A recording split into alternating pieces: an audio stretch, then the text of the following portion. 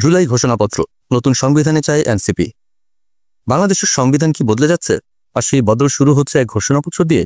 না, এটা কোনো ইতিহাসের পাতা নয়, এটা সময়ের দাবিতে তোলপাড় করে দিচ্ছে রাজনীতির অন্দরমহল। ফরেন সার্ভিস একাডেমিতে চলমান সংলাপের দ্বিতীয় ধাপে এক বিস্ফোরক প্রস্তাবনা পেশ করেছে জাতীয় নাগরিক পার্টি। জুলাই ঘোষণাপত্রকে রাষ্ট্র পরিচালনার মূলনীতিতে সাংবিধানিক স্বীকৃতি দেওয়ার দাবি জানিয়ে তারা বলেছে, এখন সময় এসেছে নতুন সংবিধান প্রণয়নের, কিন্তু এখানেই শেষ নয়। জরুরি অবস্থা ঘোষণার ক্ষমতা নিয়েও এনসিপি চায় বড়সড় পরিবর্তন। তাদের প্রস্তাব, রাষ্ট্রপতির হাতে থাকা ক্ষমতা যেন আর একক না থাকে, বরং তা নির্ভর করুক সর্বদলীয় সংসদীয় কমিটির অনুমোদনের উপর। এমনকি প্রধান বিচারপতি নিয়োগেও এনসিপি স্পষ্ট, দলীয় আনুগত্য নয়, চাই জ্যেষ্ঠতার ভিত্তিতে স্বচ্ছ সিদ্ধান্ত। তাদের মতে, অতীতে রাজনৈতিক সুবিধা নিতে গিয়ে বিচার বিভাগের স্বাধীনতা প্রশ্নের মুখে পড়েছে। প্রশ্ন এখন একটাই, এই প্রস্তাবগুলো কি আসলেই নতুন বাংলাদেশ গঠনের ইঙ্গিত, নাকি পুরনো বিতর্কের আরেকটি পুনরাবৃত্তি?